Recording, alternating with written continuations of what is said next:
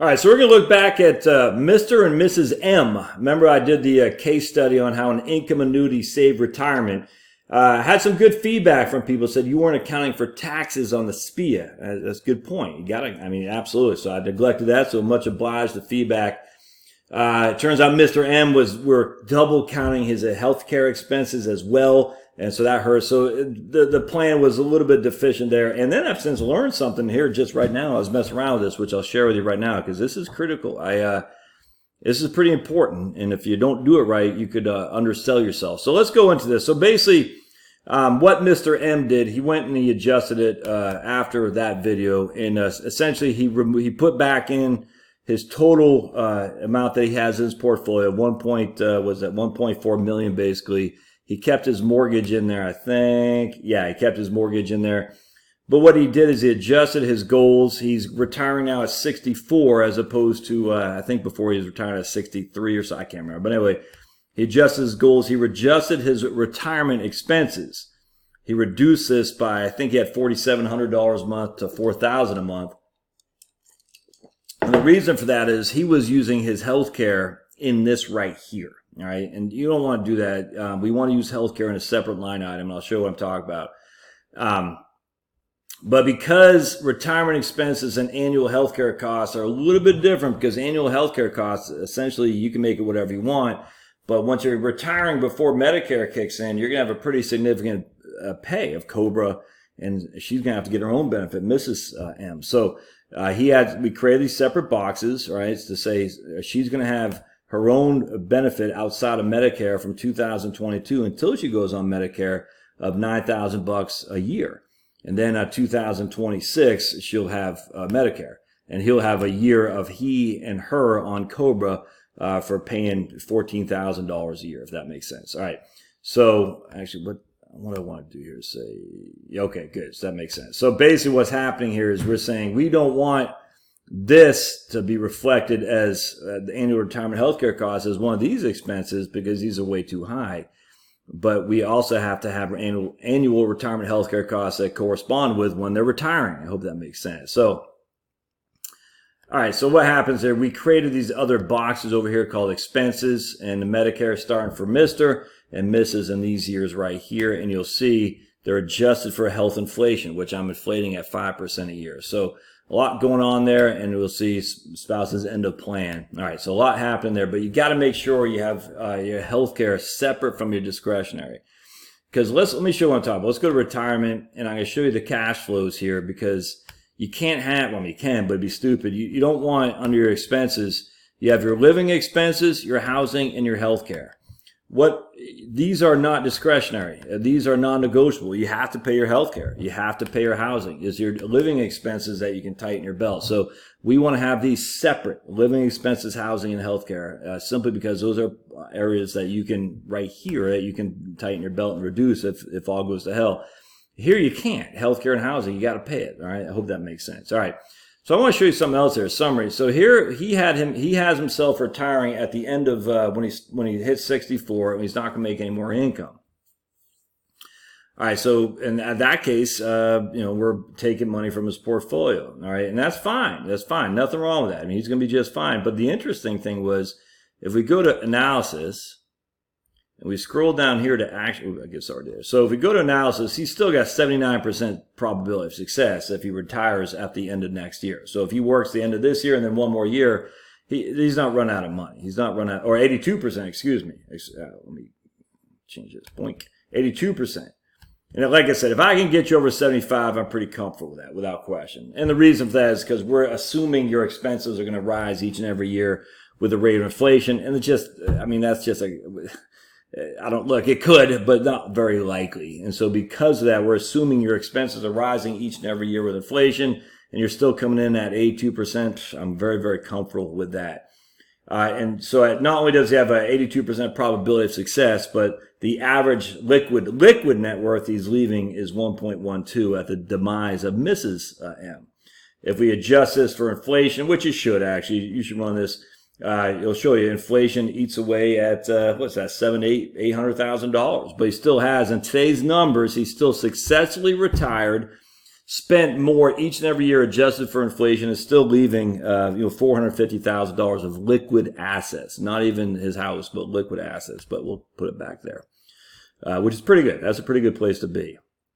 All right, so let me show you something here. So then we say, okay, what if he retires at 65?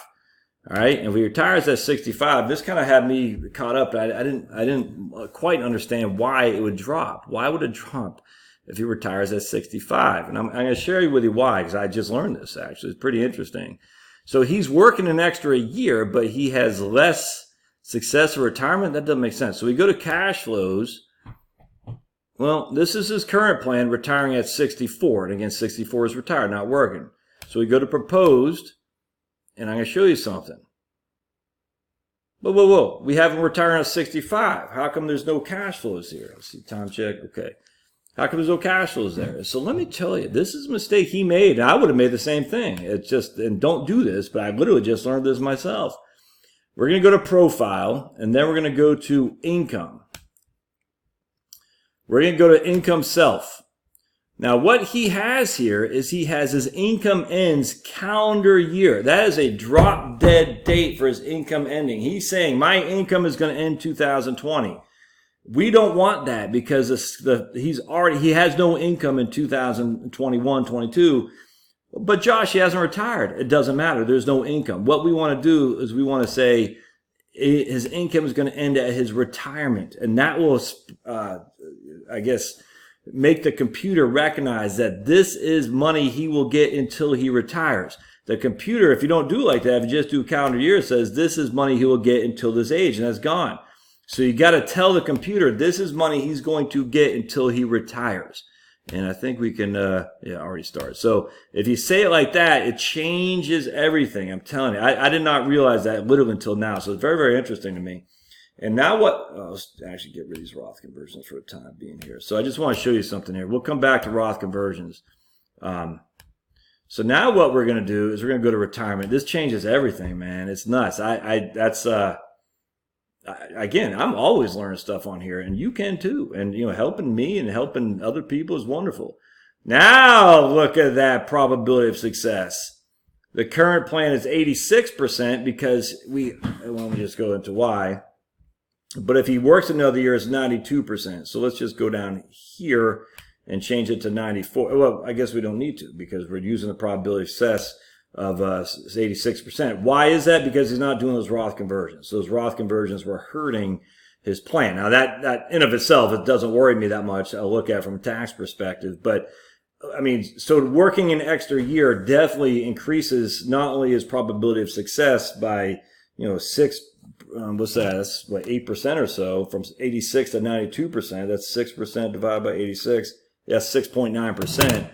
But it actually leaves a liquid net worth of over $350,000. And then if we look at the confidence, again, that's a nice flat blue vein there, nice and flat blue vein. And now this isn't adjusted for inflation, so if you adjust it for inflation, it'll start dropping, but it doesn't come anywhere near running out of money. Look at that. So that's good. That's good stuff. And we want to see that nice flat vein in the middle. That's the median, by the way, the median liquid net worth he leaves, just in case you're new to the channel. And if that's nice and flat, that means he's not coming anywhere near the bottom line. So that's good stuff there. And that's the proposed plan. So I'm a big fan of that. So if he stays working until he's 65, he's looking good. Let's just go back to the current. I guess we could keep it there, though. Let's see if we can do this. So let's go back. We'll hit refresh. I want to look at taxes. All right, good. So let's look at the mountain bar for taxes. That's what I said. Hawaii is just not that bad, man. Look at that. 10.6, 2.2 the state. Look at that. Now you got the widow's tax trap right there. Jumps up significantly.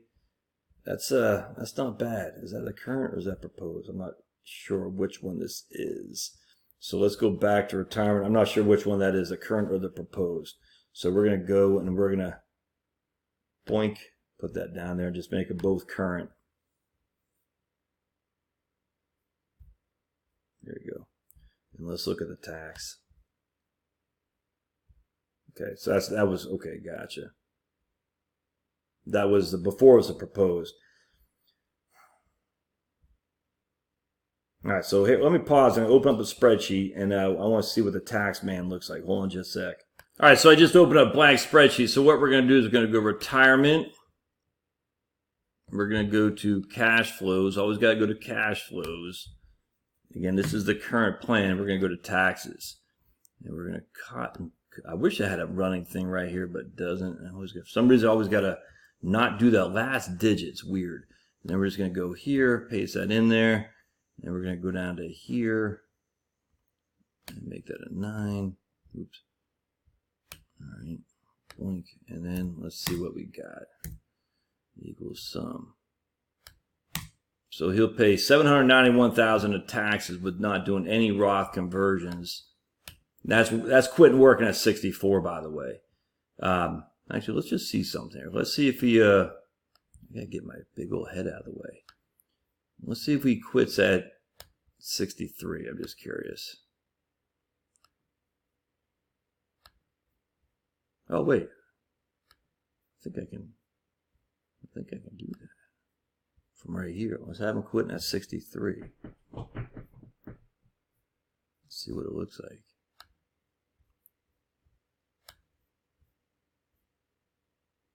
Yeah, drops a little bit, but he's still looking pretty good there, man, for sure. Let's see what that looks like for cash flows, taxes. Us, okay. Let's see.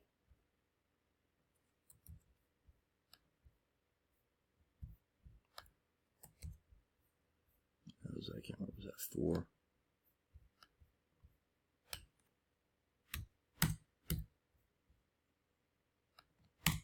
So 631 total cash flow, total taxes compared to 791. So he saves 160 in taxes. His liquid net worth at that point is his total net worth to include his house is $3.327 million.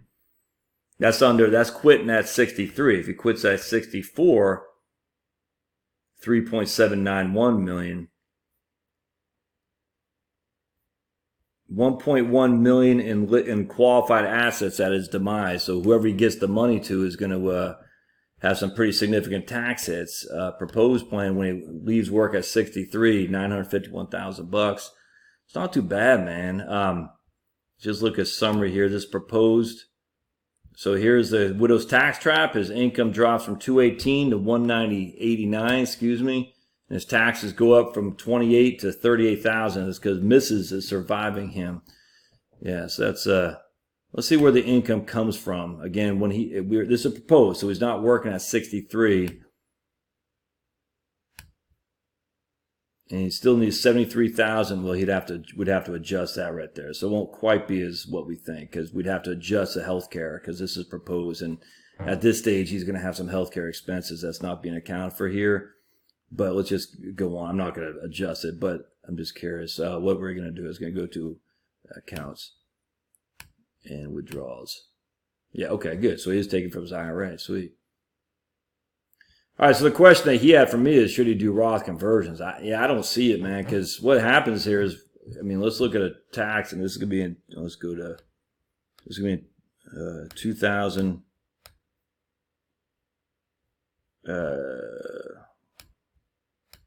2022. We'll say 2022. Let's look at tax form 2022.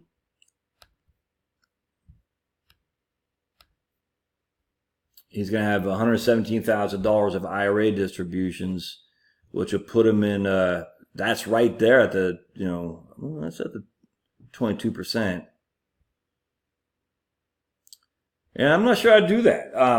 Because you think about it, he's just right at the 22% as it is now. So every, $10,000 is going to cost him $2,200.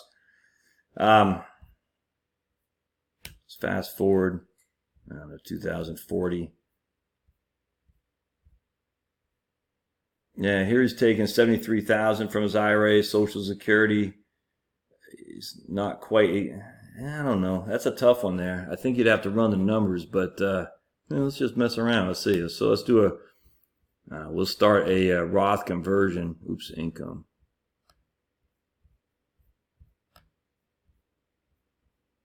Actually, I also want to look at something else. Were we double dipping for healthcare expenses. Okay, guess not. 2000. Okay, well, looks good. All right, sweet. Oh wait, we got things under goals. Yeah, there it is. I think we might be double dipping for healthcare in a couple of these because he has healthcare. Oops. Goals. Yeah, so he's got spousal medical at 2022, starting in 2022. He's got COBRA ending in 2022, which, so I think we want to do is adjust this to 2023. Let's just take a gauge, shall we? And see what that does here. If that changes anything from an income perspective. I think it does. Cash flows. Yeah, look at me. His current plan, 87%. So we're going to go to, there it is right there. So that's, yeah, it's COBRA. Yeah, that's exactly what we wanted to do.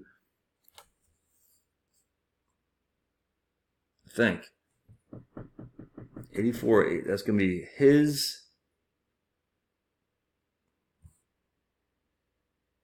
What's that going to be? Profile goals. Okay, that's going to be his travel. Okay, yeah, that's not what we want to do then. Yeah, okay, let's go back.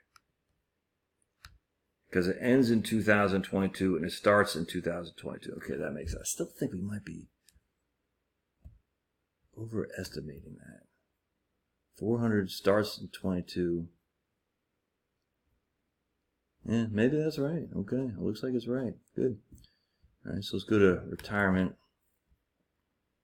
If anything, we're overestimating healthcare. I don't feel like going through this and kill myself trying to figure it out. It just seems like one starts in 2022, one ends in 2022, and another starts in 2022. It seems like that's a lot of goals, but I don't know. Either way, it's so that's what we're going to do. So in 2028, we'll start doing Roth conversions. Let's see what it looks like in 2028.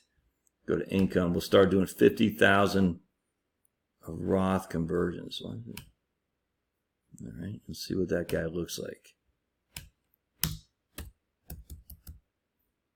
And we're going to start that in 2028. Yeah, he's got to convert to Roth. Good. And we're going to see what that shakes out as.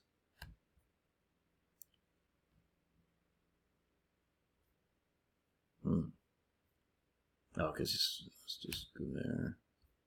Yeah, the Roth conversions don't help him, man. That's it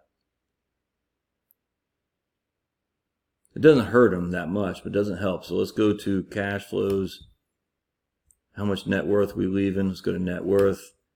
We're leaving 3.473 million. Oh, wait. Is this doing it? Okay, wait one second. Got to go assets or accounts. There we go. Oh. Yeah, there we go. All right, sweet. So he's leaving 3.4 million in net worth, of which 1.7 is liquid, and all that's tax free. So that's pretty good, man. I like that. Let's take a look at taxes here. All right, we're going to go back to our spreadsheet and see what the damage is. All right, and when Mrs. is alive, when she survives him, she doesn't pay any taxes, which is pretty nice. Hey, that's interesting. Yeah, 50,000 Roth conversions don't do the job, even though she's got no taxes at the back end. The amount of Social Security and the fact that then the Roth conversions, that does not do the job from tax perspective. Interesting. See, that's the thing. See, what's going on here, guys? I cannot stress this enough. See these net flows? That's all coming from his IRA right here. It's all coming from his IRA. And that's essentially, that's the equivalent of a Roth conversion because he's taking it from his IRA right on the front end. Even if it's not going to Roth as spending, it's still coming out of his IRA. That's the point. We want to reduce your IRAs to as much as we possibly can. I'm going to do one other thing here real quick. And what we're going to do, instead of doing this in 2028, we're going to do in 2022. at $50,000 a pop.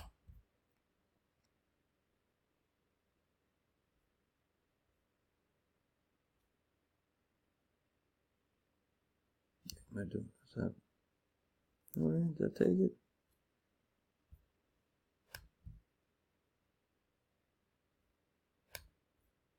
Let's see if that took it.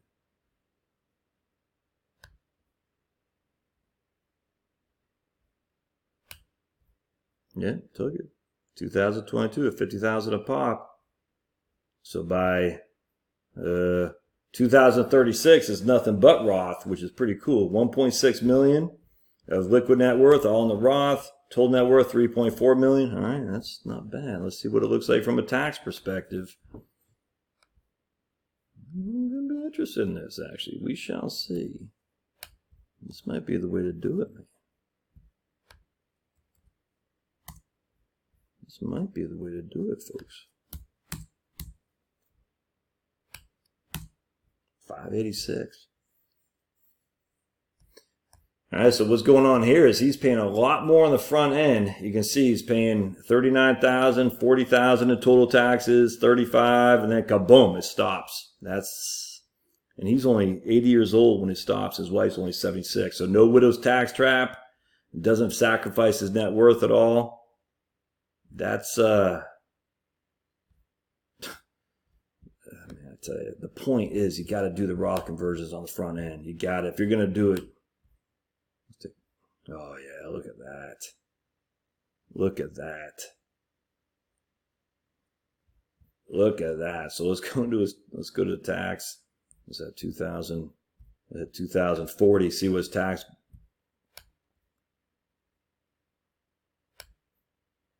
Look at that. 102,000 of Social Security. Only 12,000 is taxable. Standard deductions 25,000. Personal exemptions 13,000.